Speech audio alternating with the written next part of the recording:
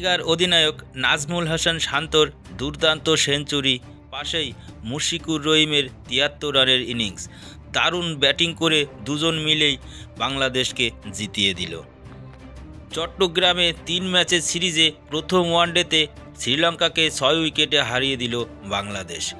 জহুর আহমেদ চৌধুরী স্টেডিয়ামে বুধবার শ্রীলঙ্কা ৫০ ওভারে তোলে ২৫৫ রান। তবে বাংলাদেশ জিতে যায় ৩২ বল বাকি রেখেই। প্রথম বলেই উইকেট হারানোর পরও ক্রিজে গিয়ে ক্যারিয়ারের সেরা ১২২ রানে অপরাজিত থাকেন শান্ত। তার ওয়ানডে ক্যারিয়ারের তৃতীয় সেঞ্চুরি এটি। ১২৯ বলে ইনিংসে ১৩টি চারের সঙ্গে ২টি ৬ মারেন বাংলাদেশি অধিনায়ক।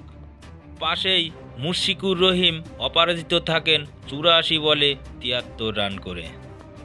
এদিন টসে জিতে শ্রীলঙ্কার অধিনায়ক কুশাল মেন্ডিস ব্যাটিংয়ের সিদ্ধান্ত নেন এবং তাদের দুজনের ওপেনার পাতুম নিশাঙ্কা এবং আবিষ্কা ফ্লান্দো রান তুলতে থাকেন বলের সঙ্গে পাল্লা দিয়ে।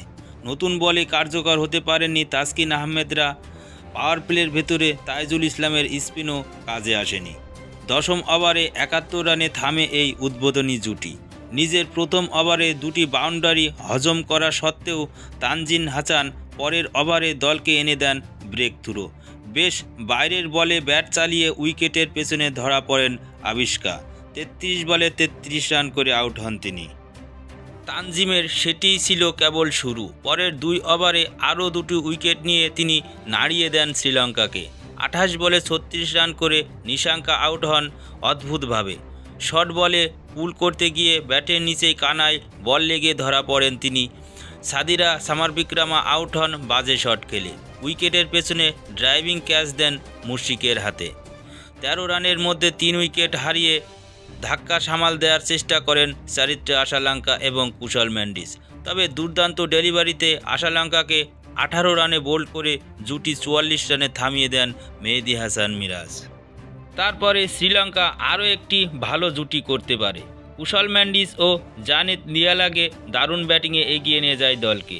এই জুটি একসময় মনে হচ্ছিল ৩০০ রান খুবই সম্ভব লঙ্কাদের। ৩৭তম ওভারে তাদের রান ছিল ৪ উইকেটে ১৯৩। এরপর লঙ্কান ব্যাটসম্যানদের আলগা কিছু শট খেলে, যার দ্বারাই বোলারদের বোলিংয়ে ঘুরে দাঁড়ায় বাংলাদেশ। তারপর তাসকিন আহমেদকে তুলে মারতে গিয়ে মেন্ডিস বিদায় নেন ৭৫ বলে ৫৯ রান করে। জুটি সেখানেই থেমে যায় ৫৯ রানে। তারপর ওয়েনেন্দু হাসারাঙ্গা গিয়ে একটি ৪ ও ছক্কা মারার পর তাসকিনের বলেই আউট হন র্যাম শট খেলে। শরীফুলের ক্রিজ ছেড়ে বেরিয়ে গিয়ে খেলতে লিয়ানাগের ইনিংস শেষ হয় ৫৯ বলে ৬৭ রান করে। শেষ ৪ ব্যাটসম্যানের কেউ রানই করতে পারেনি। ৫৮ রানের মধ্যে শেষ ৬ উইকেটে হারায় খেলতে পারেনি তারা ৫০ ওভারও। এই ২৫৬ রান তাড়া করতে নেমে প্রথম বলেই লিটন দাসকে হারায় বাংলাদেশ।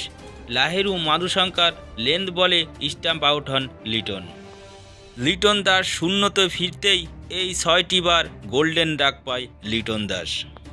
এর পরের ওভারেই প্রমোদ মাধুসানেককে উইকেট উপহার দিয়ে প্যাভিলিয়নে ফেরেন সৌম্য সরকার।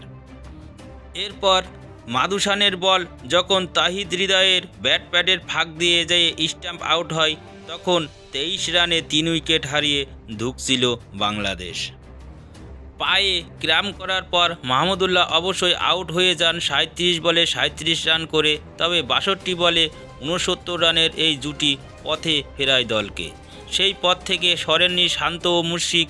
শ্রীলঙ্কা বোলাররাও পারেননি তাদেরকে তেমন বিপাকে ফেলতে। রাতের শিশির অবশ্যই কাজ কঠিন করে তুলেছিল বোলারদের। তবে শান্ত ও মুশফিকের কৃতিত্ব তাতে কমছে না। ৫২ বলে 50 ছোঁয়া শান্ত ১৭ রানে পৌঁছান ১০৮ বলে। মুশফিকের 50 আসে ৫৯ বলে। মাইল ফলক ছুঁয়েই না থেমে কাজ শেষ করেই ফেরেন এই দুই ব্যাটসম্যান।